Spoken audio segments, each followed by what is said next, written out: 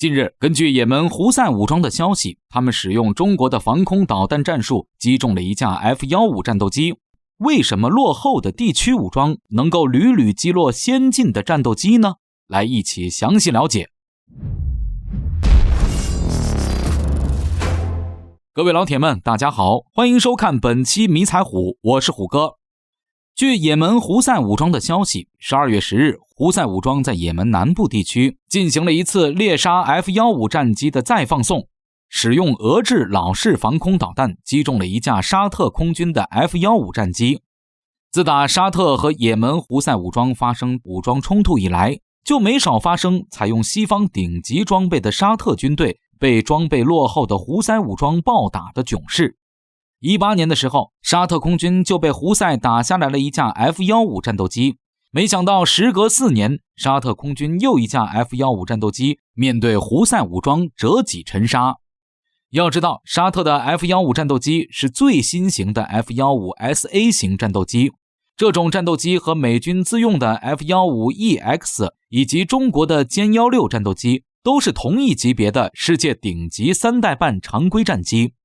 F-15在沙特空军首开被击落记录之前，更是创下了服役40多年没有被击落一架光辉记录。如今这个光辉记录却被沙特空军接二连三的戳破。更丢人的是， F-15都是被胡塞武装老式的导弹击中击落的，估计波音的总裁都要哭晕在厕所了。你这哪是买东西啊，这简直是砸人招牌啊！言归正传，那么此次胡塞武装是采用什么方式击中如此现代化的 F-15SA 型战斗机呢？要知道，沙特的 F-15SA 型战斗机是带有自动告警装置的，如果用老式的雷达对其进行扫描，那么飞机会立即向飞行员报告，飞行员会迅速做出反应，逃离雷达的决定。对于胡塞如何击落 F-15SA 型战斗机的方式，我们需要在他们发布的视频里面寻找蛛丝马迹。从胡塞武装发布的视频来看，从导弹升空到击中 F-15SA 型战斗机的整个过程不超过15秒的时间，也就是说，在火控雷达对其进行锁定的同时，导弹就立刻向目标发射了。因此我们可以看出，在防空导弹击落 F-15SA 的整个过程中，都是拖着长长的尾迹，直到命中目标。这说明整个过程导弹的发动机都在工作和加速。再结合不到15秒命中目标这一线索，可以说这是在 F-15SA 眼皮子底下进行卡点的偷袭。因此可以推断，胡塞武装早就摸清了沙特空军 F-15SA 的飞行航线，因此提前卡点，就等着 F-15SA 前来自投罗网。这作战距离甚至是太近了。要知道，这种战法正是中国在上世纪独创的尽快战法。当时针对美制 U-2 侦察机的侦察，解放军发展出了一套诱敌深入的战法，摸准 U-2 的航线，提前部署，采用导弹系统的搜索雷达先跟踪目标，然后引导关机状态下的制导雷达跟踪目标，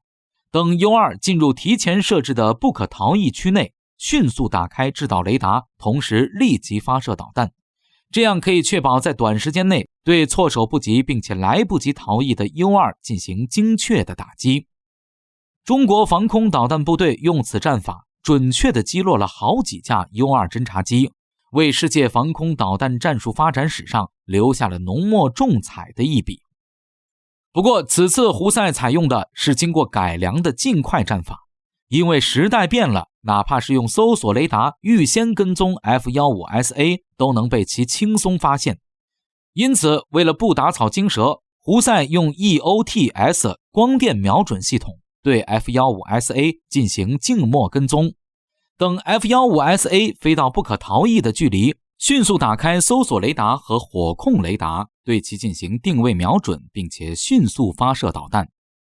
可以看出，胡塞的战法直接把驾驶 F-15SA 的沙特飞行员打懵了，被击中之前根本没有进行大过载的机动，未进行导弹规避，胡塞发射的防空导弹在发射升空的数秒内，终于凭借着其巨大的红外特征，让 F-15SA 的迫近告警系统及时反应，并且自动投放了2轮雷达和红外的双重干扰弹。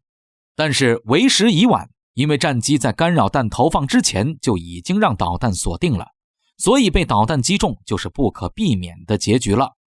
不得不说，这个战例呢真的是非常的精彩，告诉我们唯武器论是完全不可取的。